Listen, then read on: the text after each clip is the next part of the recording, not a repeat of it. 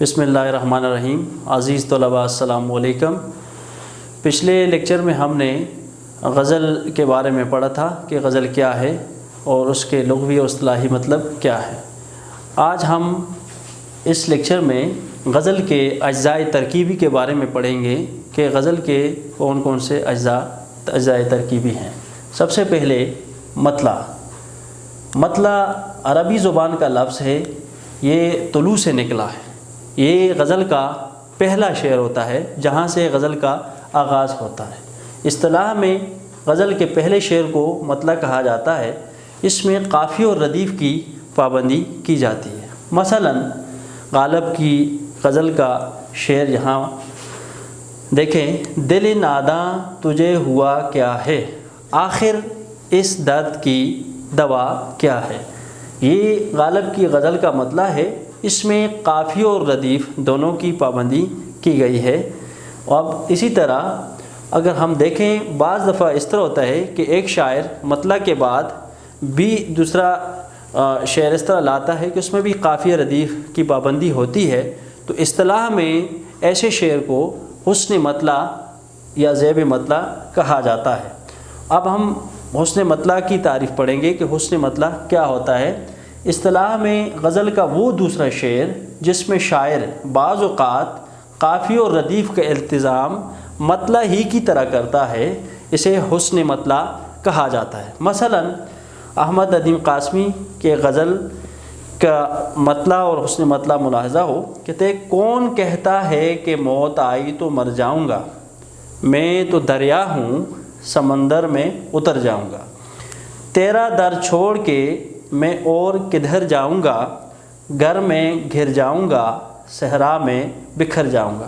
اب یہاں آپ دیکھیں کہ مطلع کے بعد جو دوسرا شعر ہے اس میں بھی قافیہ اور ردیف کا التزام اسی طرح مطلع ہی کی طرح ہے۔ تو مطلع کے دوسرے شعر کے دونوں مصروں میں اگر قافیہ اور ردیف مطلع ہی کی طرح ہو تو ہم ایسے شعر کو حسن مطلع کہیں گے۔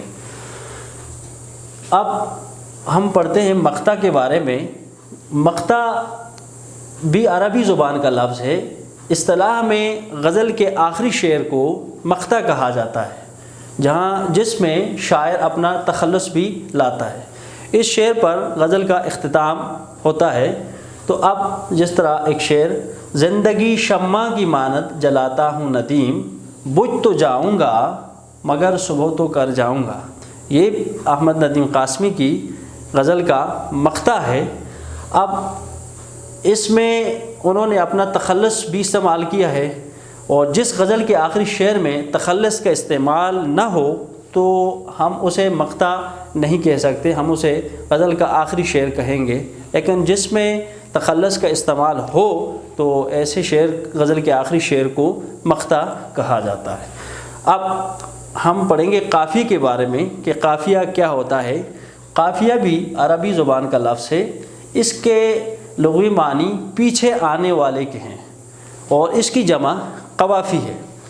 اصطلاح میں قافیہ کسے کہا جائے گا؟ اصطلاح میں وہ ہم وزن اور ہم آواز الفاظ جو ردیف سے پہلے آئیں اور معنی کے لحاظ سے ایک دوسرے سے مختلف ہوں، تو ایسے الفاظ کو قافیہ کہا جاتا ہے۔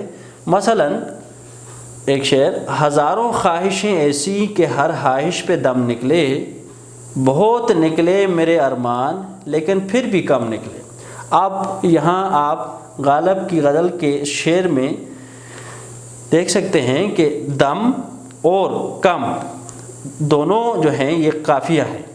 دونوں الفاظ ہم وزن بھی ہیں اور ہم آواز بھی ہیں، لیکن ہم معنی نہیں ہیں، معنی کے لحاظ سے جدا ہیں۔ اسی طرح ہم اگر دیکھیں ردیف کو، تو ردیف بھی عربی زبان کا لفظ ہے۔ اس کے معنی گھوڑ سوار کے پیچھے بیٹھے ہوئے شخص کے ہیں۔ اس کی جمع ردائف ہے۔ اصطلاح میں ردیف کسے کہا جاتا ہے؟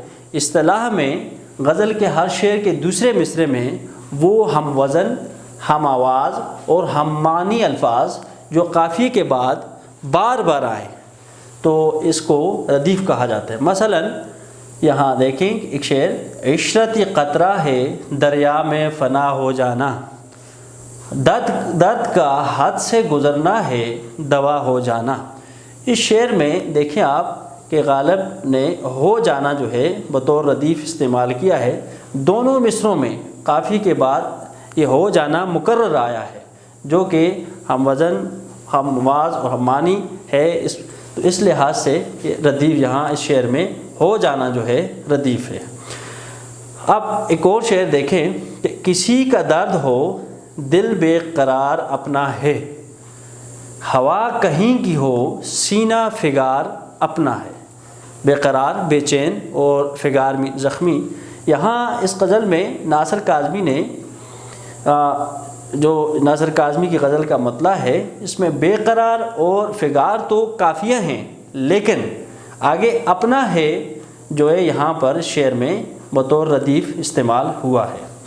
اب ردیف کے بعد اگر ہم دیکھیں تخلص کسے کہا جاتا ہے، تو تخلص بھی عربی زبان کا لفظ ہے۔